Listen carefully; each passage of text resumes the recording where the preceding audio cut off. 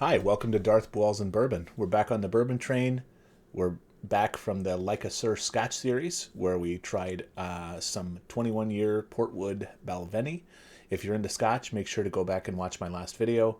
I'm also recording this for the second time as the first 5 minutes or so of this video. I realized I wasn't recording. So let's try this again with all the organicness of redoing what I just did. Anyway, I'm not even going to revisit. So we're doing Old Forester single barrel strength. Was having a conversation about some in a group earlier today, and it reminded me I've not had any of these in probably at least a month, maybe longer. Probably been closer to 2 months since I've tried these. These are great single barrel store picks. In general, these are great. But anyway, we'll get into these ones. But this is Old Forester single barrel strength. This one is from Woodman's. Woodman's is a chain grocery store here in the Chicago and Wisconsin area. I don't know if it's out beyond that or not, but that's kind of the main area. I think it started in Wisconsin. Anyway, this one is J2 130.9 proof. I got this one on a trade. Or no, I take that back. This one I bought from someone else who bought it at cost. So I think I paid them like $80, $90, something like that. Cost is generally between $70 and $100 for these. It can be higher at times. Secondary value, I think, ranges anywhere from $100 to $200 depending on the pick. And if they got tater stickers or wax and all that crazy stuff. Old Forester, for the most part, their main on-the-shelf things are the 1910, 1920, I think 1905. I don't remember. There's a couple different offerings.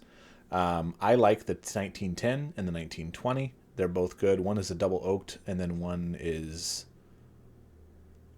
toasted barrel. I can't remember. I think like heavy char or something like that. I enjoy both of those quite a bit. I've got like a little. Actually, here. Yeah, I've got these little guys. So I got these on sale at Jewel. So 1920 Prohibition style, blah blah blah blah blah. So 115 proof. And then 1910 is double-barreled expression, so double oak, I believe it is. This one's 93 proof. These are good. These are good on the shelfers. If you don't like double oaked, you may or may not like the 1910. But the 1920 is just like a higher proof offering of kind of their normal stuff. Neither are age stated as far as I know. But these are good. If you've not tried anything from Old Forester, this would be a good place to start. 1910 or 1920. They have like 1897 or something. It's like a 80 proof or 86 proof or something. Don't waste your time. It's garbage. It's absolute garbage. The the 100 proof one, whatever that one is called, that one is okay. But I would say just start at either 1910 or 1920. They're both pretty good offerings. As for these, like I said, this is Woodman's. I actually just tried this one, but I forgot I wasn't fucking recording. This one was solid. The nose was underwhelming. It did have a nice mouthfeel. Does have a nice dark color. But the liquid itself, it was fine. Like I said, good, nice mouthfeel. Not a whole lot going on in the palate. It's nice. Finish was good. Has a nice medium-ish finish that I did enjoy. Kind of tingles a little bit. But what we're going to do is just get into this next one, which is from one of my local liquor stores. So this is from Sal's Beverage World, Sal's Personal Selection. I don't know why it's not fucking locking on. Anyway, it's Warehouse I, Floor 4, 131.4 proof. So let's go ahead and get into this one. I also had mentioned that the more recent release from Old Forester is the 1924. So it is a 100 proof, 10-year age dated offering. I did try it twice so far.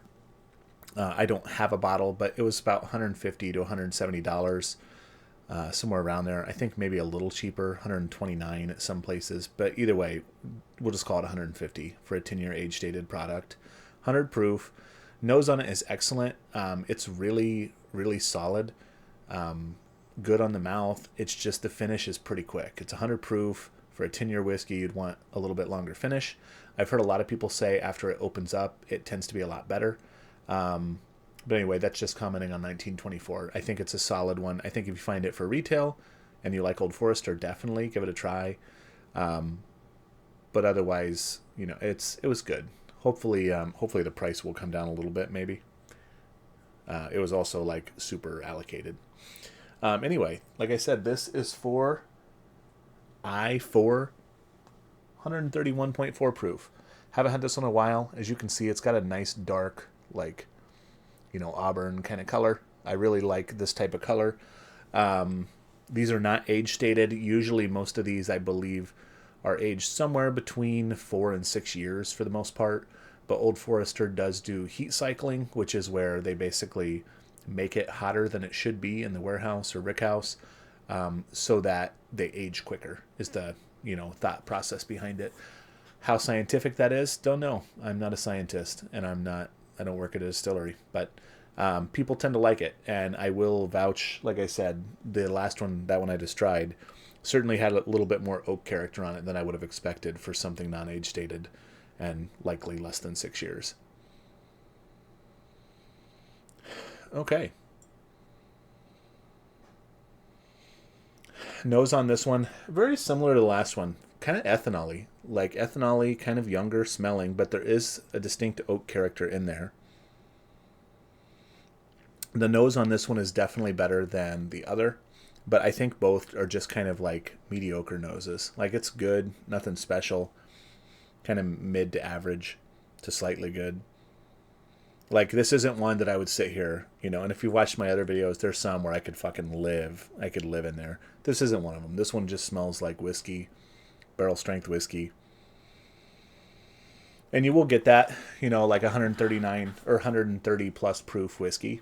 It's going to smell ethanol-y for the most part. Not everything is like Thomas Handy. You know, Thomas Handy 120 plus proof, but it is like candy, you know. Like there's a little hint in there, and that's obviously a rye, that's a BTAC, but it's also something 6-year age dated. So just kind of throwing that out there for comparison. Like Thomas Handy up there, wherever it is, one of the best noses in the game as far as I'm concerned. Michter's 10 Bourbon, Michter's 10 Rye, some of the best noses in the game. But this, it's fine. It's like a, you know, you go out to the bar, kind of on the prowl, have a couple beers, your best prospects aren't there. So you say, whatever, that's fine. That's kind of what this is in terms of the nose. But let's get into the flavor.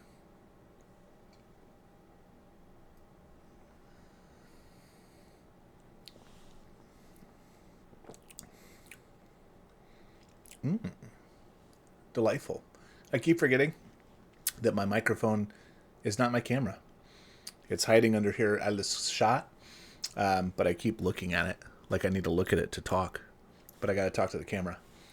Anyway, this one certainly wins in the head-to-head in terms of flavor, taste. Now, these were both my first 2 pours of the night. When you're drinking 130 proof out the gate, it's kind of unfair on the first one, because it's going to be a little more abrasive than it would be if it was your second, third, fourth pour. But like I said, nose-wise, I will say both are very mediocre. Nose is nothing to write home about, or as Tay would say, nothing to go home about.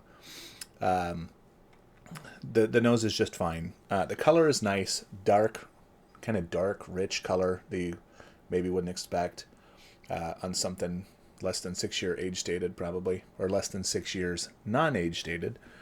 But it's solid. And to get these barrel strength whiskey, especially, they generally churn pretty high, you know, like 125 to 135, sometimes higher.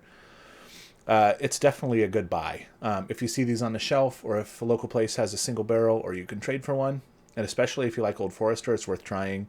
I've heard Warehouse K is like the go-to. I think everyone's like crazy about that one. I don't know if I definitely don't have one open. I'm not sure if I have one in the bunker or not. If I do, maybe I revisit it at some point and do like a little blind off with Old Forester. But yeah, this is solid. I'm not mad at it. It's not excellent. It's not something I reach for nightly, but I'm not mad about it at all. So let's go and have another sippy sip.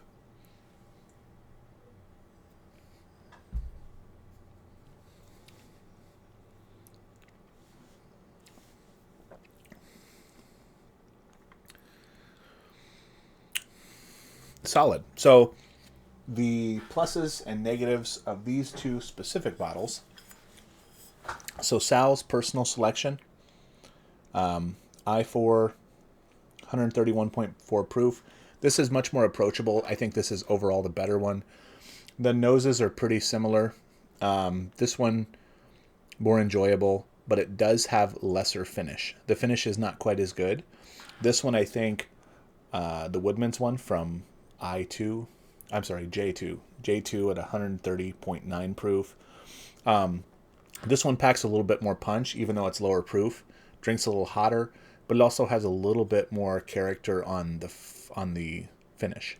So the finish is definitely more memorable on this, on the palate, and just kind of like smoother sipping experience. Sal's.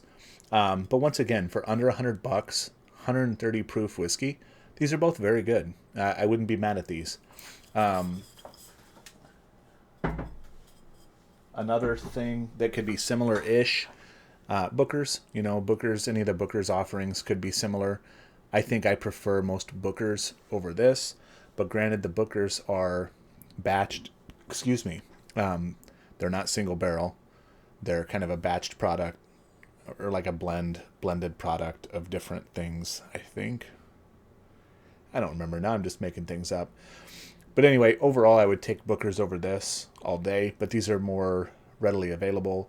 Booker's also generally run guaranteed about $89 to $110, and there's a lot of variance, you know. So some of them I've had are excellent, and some of them I've had are very mediocre. So I would say for these two Old Forester picks, these, I would probably rate these, if I'm on a 10-point scale, tenths, which is what I think I do for most of my ratings, these would probably be like in the mid to low 7s, like a 7.2 and a 7.4 or somewhere around there.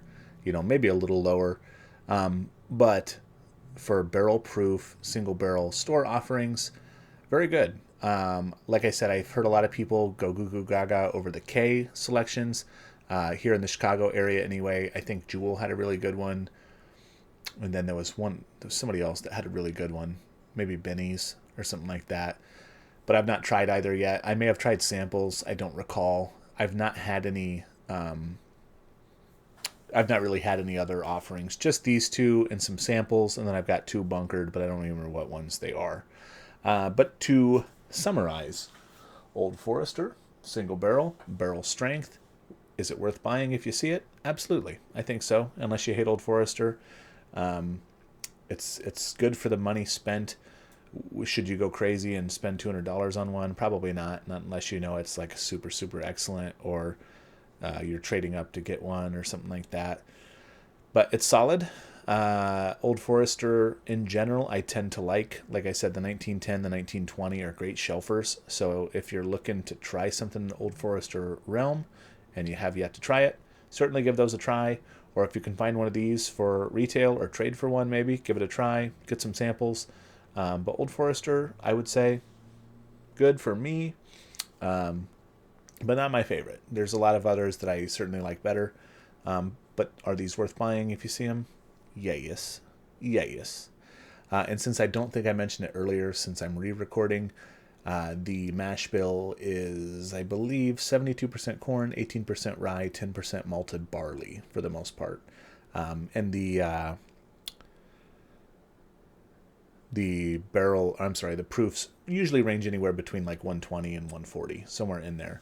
I'm sure there's some variance, but for the most part, that's kind of the go-to. Anyway, thank you for tuning in. Like I said, if you like Scotch, try my last video. It was my first video of doing Scotch. I try to stick to barrel-aged bourbon. Barrel-aged beers, bourbon, and Scotch. That was my first Scotch video. It started real slow, and then seems that people watched it more. So if you're interested in Scotch or want to learn a little bit more about Scotch, certainly go watch my last one. Let me know in the comments what you want me to like, what you want me to try next. And like, subscribe, follow me, and like I said, make any comments of what you want me to try next. Thanks a lot for watching. Have a good day. Bye.